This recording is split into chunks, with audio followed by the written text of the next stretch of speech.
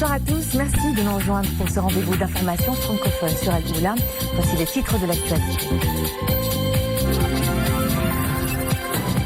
Tangemed zoom ce soir sur la zone franche et logistique, une plateforme idéale aux activités import et export du plus grand port d'Afrique, le premier en Méditerranée en termes de capacité.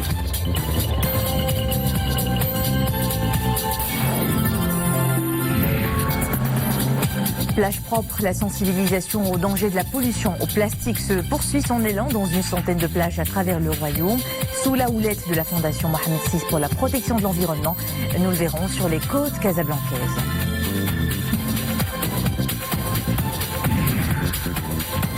Casablanca est de retour dans la Cité Blanche. Ce rendez-vous très attendu du calendrier d'été fait des émules et ça démarre sur des rythmes africains et gnaouis. Les États-Unis célèbrent ce 4 juillet leur fête de l'indépendance. En cette occasion, Sa Majesté le roi Mohamed VI a adressé un message de félicitations au président des États-Unis Donald Trump. Dans ce message, le souverain souligne que les liens d'amitié ancestrale basés sur la solidarité agissante et l'estime mutuelle entre les deux pays ont toujours constitué un socle des relations de coopération bilatérale distinguées dans différents domaines. Sa Majesté le roi se félicite également du haut niveau et de l'exemplarité du partenariat stratégique maroco-américain, réitérant sa ferme détermination à continuer à œuvrer de concert avec le président Trump pour aller de l'avant dans le renforcement de la forte dynamique qui caractérise ce partenariat au service des intérêts communs des deux pays amis et en consécration de leur approche de concertation et de consultation permanente autour de différentes questions d'intérêt commun. Le ministre délégué chargé de la coopération africaine, Mohsin Jazouli, s'est entretenu aujourd'hui à Niamey avec le ministre des Affaires étrangères de la Mauritanie, Ismail Ould Cheikh Ahmed, qui lui a remis un message écrit du président mauritanien à Sa Majesté le roi Mohamed VI. Cette entrevue a eu lieu en marge des travaux de la 35e session ordinaire du Conseil exécutif de l'Union africaine qui se tient dans la capitale nigérienne. Direction le Rwanda, où se passe la commémoration des 25 ans du jour de la libération qui marque la fin du génocide de 1994 perpétré contre les Tutsis et le début d'une nouvelle ère de réconciliation, d'union et de développement. Ce génocide avait ôté la vie à près d'1 million de personnes. Et c'est le ministre des Affaires étrangères et de la coopération internationale, Nasser Bourita, qui représente Sa Majesté le roi à ces festivités qui prennent place au complexe sportif Amaourou avec la participation de chefs d'État et de gouvernements africains.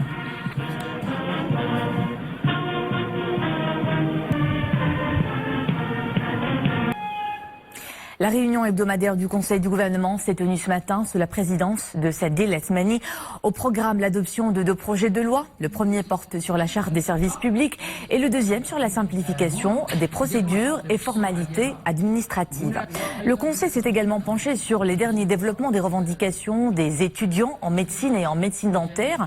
Dans ce sens, le chef du gouvernement a affirmé la décision de l'exécutif de mettre en place une commission composée de tous les intervenants.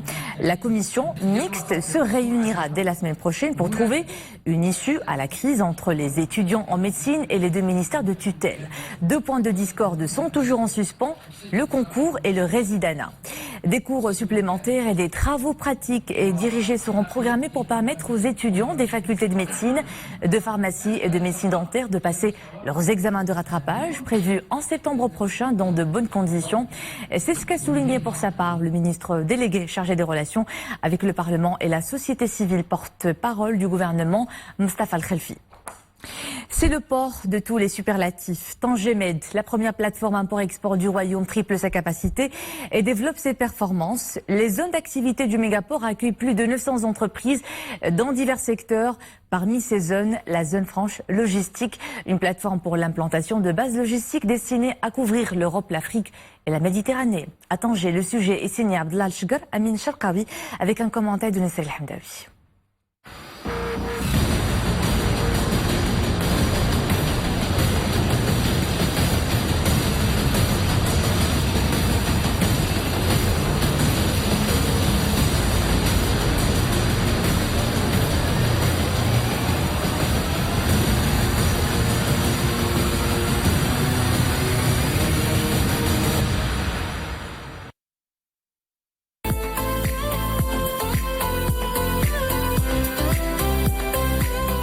sommes sur la zone franche logistique adossée au port Tanger-Med. Un point d'approvisionnement à l'échelle des flux internationaux, mais aussi un grand espace de stockage pour une distribution rapide et efficiente de marchandises vers un marché de plus de 600 millions de consommateurs. Sur cette zone de 300 000 m² de terrain et d'entrepôts, de nombreuses opérations peuvent être menées. Préparation de commandes, entreposage, conditionnement, étiquetage, assemblage et contrôle de qualité. La zone franche compte plus de 70 000 multinationales. Elles ont choisi le Maroc pour le développement de leurs activités économiques.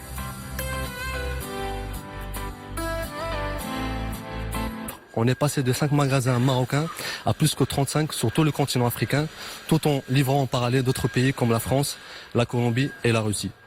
Sur l'aspect humain, sur le volet humain, aujourd'hui l'entrepôt assure plus que 1130 emplois directs et plus que 6000 emplois indirects. L'essor réalisé en si peu de temps nous a donné plus de confiance et nous a permis de se projeter encore plus. Nous sommes actuellement sur un projet d'extension où nous passerons de 20 000 m² à 40 000 m² d'ici le premier trimestre de 2020.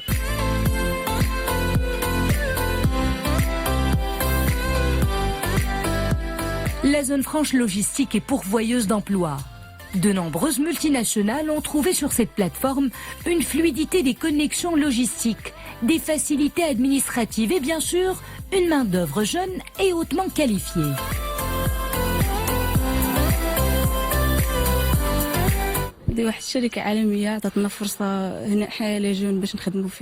Une entreprise mondiale m'a offert un poste d'emploi. Je suis bien ici.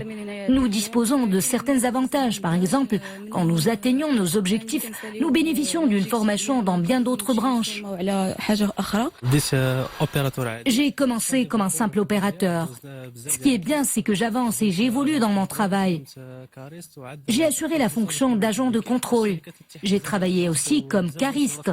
Et maintenant, je suis chef d'équipe. Dans cette zone-là, nous avons déjà 300 000 m² de terrain et d'entrepôts, avec 70 entreprises qui se sont installées, des grands noms, des grandes multinationales que nous avons pu attirer grâce à ce projet d'abord Tanger-Med, qui est né d'une vision royale extrêmement stratégique, mais surtout aussi grâce à la connectivité du port, à la productivité du port.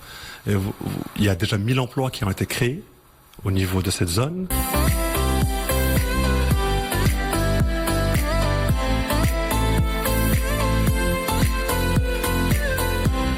La zone franche logistique du port Tanger-Med ne compte pas s'arrêter en si bon chemin. Elle ne tardera pas à doubler sa surface pour accueillir bien d'autres multinationales et créer au moins 1000 autres emplois pour les jeunes.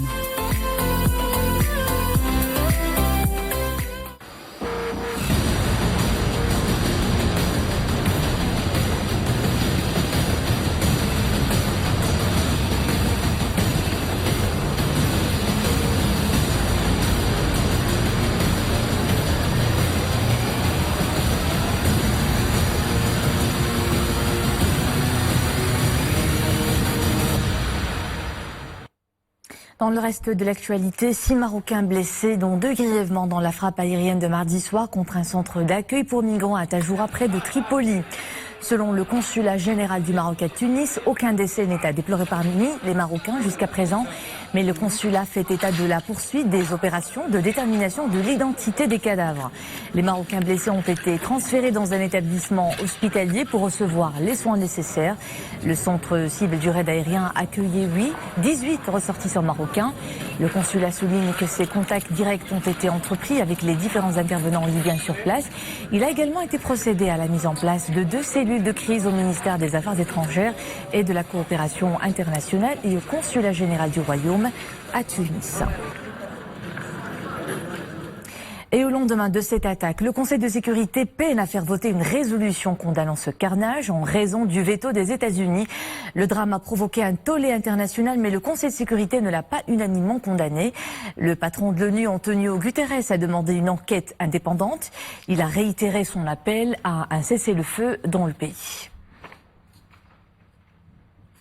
Après des semaines de blocage, les généraux au pouvoir au Soudan et les chefs de la contestation se retrouvent pour un deuxième jour de négociation afin de discuter de la formation d'une instance de transition et tenter de sortir de l'impasse politique. Ces négociations portent sur la direction du Conseil souverain, l'instance qui doit superviser la période de transition. En mai déjà, c'est cette question qui avait entraîné la suspension des pourparlers. Place maintenant à notre chronique quotidienne du côté de la CAN 2019. Et comme d'habitude, j'ai le plaisir d'avoir à mes côtés Boubkar Ben Gabrit. Boubkar, bonsoir. Bonsoir Iman.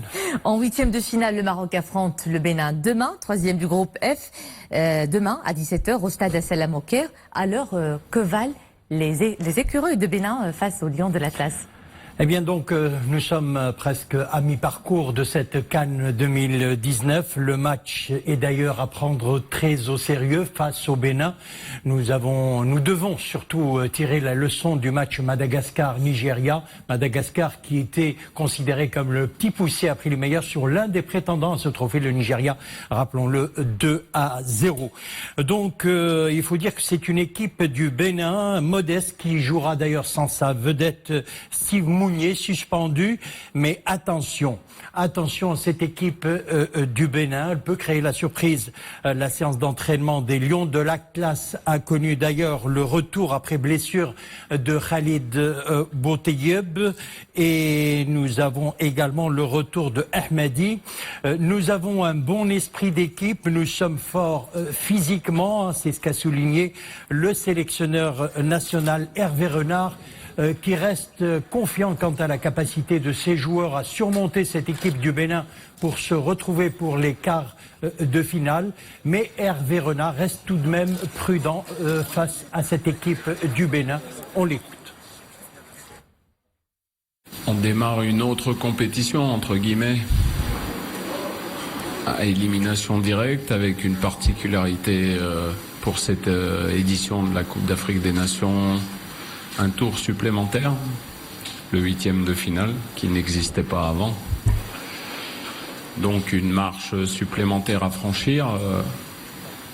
Pour moi, aujourd'hui, ce qui doit faire la différence, c'est que mentalement, on doit aborder ces matchs d'une façon complètement différente.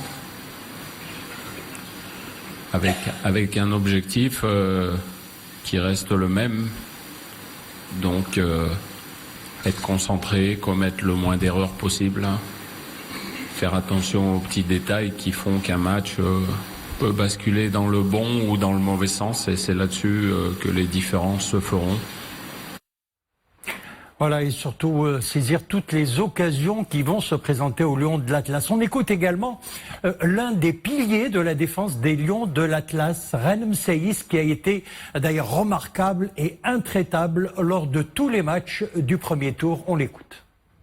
Maintenant, on va se préparer pour le 8e de finale. Ça va être un match difficile, parce qu'il n'y a pas de match facile. Et voilà, maintenant c'est une nouvelle compétition qui commence, élimination directe. Et voilà, Inch'Allah, on va tout faire pour se qualifier, en quart de finale. Voilà, rendez-vous est pris donc pour demain à 17h, Maroc-Bénin, c'est au stade Salam au Caire. Et l'histoire le retient, Boubkar, le Maroc a toujours remporté ses duels contre le Bénin, et ce depuis 92, date de la toute première rencontre. Effectivement, le Maroc a toujours remporté ses duels contre cette équipe du Bénin, qu'on appelle aussi les écureuils. Pour obtenir sa qualification à la CAN, le Bénin est sorti deuxième d'un groupe composé de l'Algérie tout de même, de la Gambie, du Togo. Mais la seule particularité de cette équipe du Bénin, c'est d'avoir obtenu sa qualification au 8e de finale avec 3 matchs nuls. On écoute l'entraîneur du Bénin, Michel Dussuyer. Cette équipe du Maroc, je la connais bien. Déjà pour l'avoir affrontée avec la Côte d'Ivoire dans un passé récent, que ce soit lors de notre match nul à Marrakech ou lors de la défaite contre eux à la CAN. Et puis je connais bien l'entraîneur. Voilà, c'est une équipe que je connais bien. Voilà, c'est une équipe où on sait qu'il y a beaucoup de talent. C'est un postulant pour le titre. à mon sens, parmi les tout premiers favoris.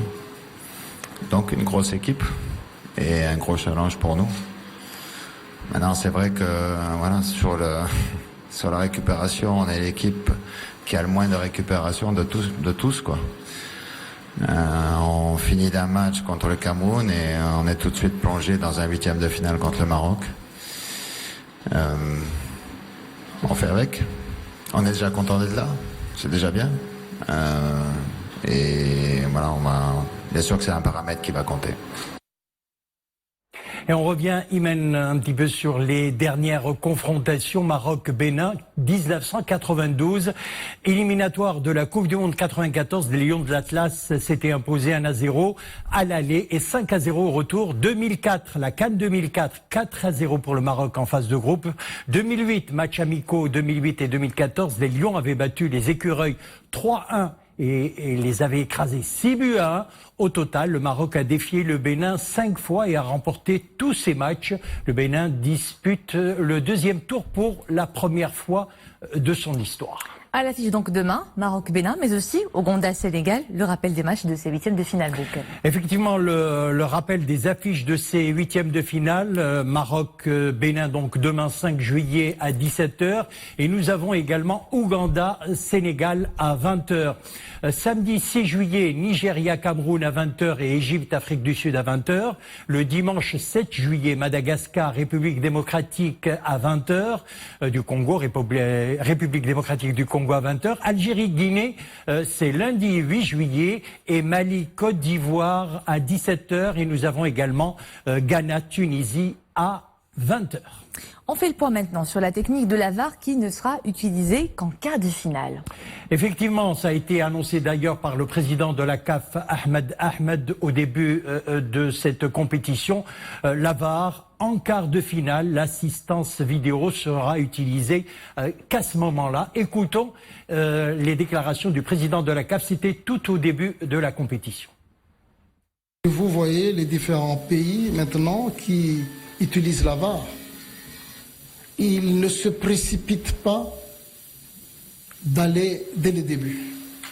Parce que c'est une technologie que beaucoup de gens ne maîtrisent pas totalement encore. Et que lorsqu'on prenne une décision, il faut toujours demander l'avis aussi des différents responsables qui ont de l'expérience. Après ces discussions, ces concertations avec les techniciens, nous nous sommes convenus entre soit quart de finale ou demi-finale. Nous-mêmes, au début, c'était demi-finale. Mais nous avons exigé qu'il faut aller un peu plus avant. Et le comité exécutif a décidé que c'est à partir de quart de finale. Et comme d'habitude, Boubkel, on finit avec la rubrique spéciale jargon du foot. Qu'est-ce qu'on a à apprendre aujourd'hui ? Alors, on a à apprendre tout d'abord cette expression que j'aime bien également. Il a planté sa tente. Il a planté sa tente, c'est un attaquant sans mouvement et toujours en position d'hors-jeu. Okay. Et puis nous avons, ça c'est bien, un caviar. Un caviar. Un caviar et une passe décisive permettant à un joueur bien placé de mettre le ballon au fond des filets. C'est un but presque offert par le coéquipier. Un cadeau. Et puis nous avons également mettre les barbelés. C'est des expressions qui sont très souvent utilisées depuis quelques années dans les retransmissions de matchs, dans les pays francophones bien sûr. Mettre les barbelés, c'est verrouiller en défense. Et c'est noté, Boubkel. Merci pour la leçon. On vous retrouve demain, c'était la fin de cette chronique. À demain, Boubkel. À demain.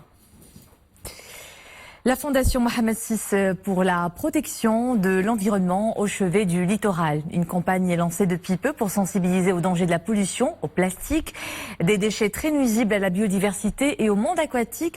Une centaine de plages à travers le royaume sont ciblées par cette nouvelle action. C'est un reportage à Casablanca, Sarah Kettir. La guerre contre le plastique sur les plages est déclarée. Pour sa 20e édition, le programme Plage Propre est placé sous le signe de la lutte contre la pollution plastique. Il s'agit de sensibiliser les estivants et les amener à réduire les déchets plastiques de 10 tonnes par plage sur plus d'une centaine de plages très fréquentées en période estivale, telle ici sur la plage Ain Diab Extension.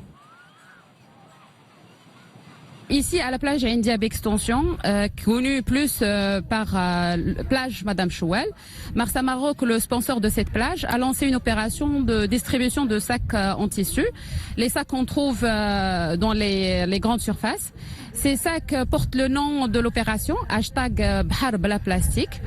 Et par la même occasion, on a collecté les sacs en plastique. On a trouvé des estivants qui utilisent toujours.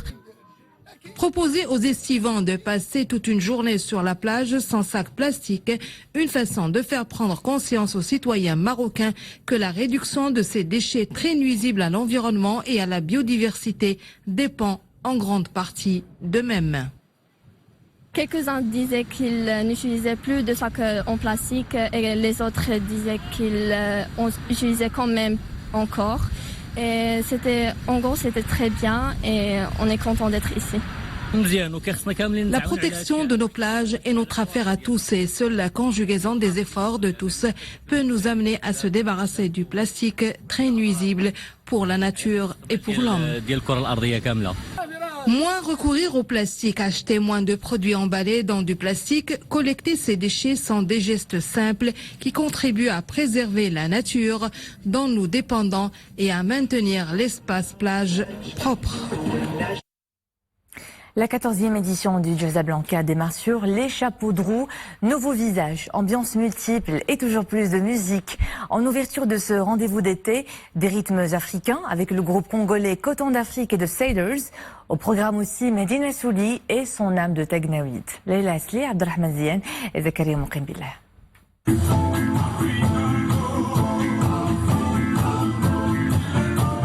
Avec ses sonorités afrobeat et rond baroque, le groupe Coton d'Afrique and the Sailors offre une fusion teintée des couleurs de l'Afrique. La formation d'origine congolaise basée à Casablanca est créée en 2008 et ne cesse de se produire dans plusieurs villes à travers le royaume.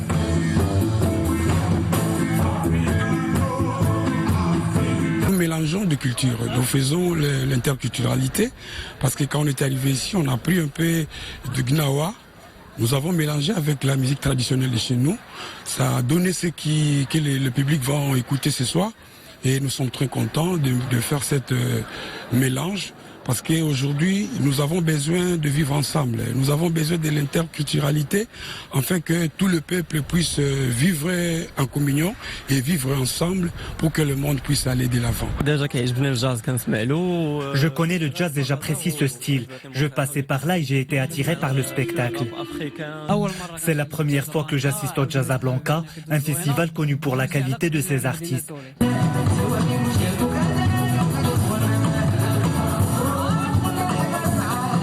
Au programme aussi de la musique gnawa. Medina Souli apprend auprès des grands ma'alem de cet art. Il propose un style prolifique à la croisée des influences qui sont enrichies de rythmes africains. J'adore la musique, moi-même je fais un peu de la musique aussi, donc voilà. L'importance, elle est connue parce que je fais partie de ce truc aussi. Je travaille sur le patrimoine marocain avec un style contemporain. Je crois qu'en jouant des instruments traditionnels, on peut aussi être moderne. Je suis ravi de jouer ce soir pour le public de Casablanca.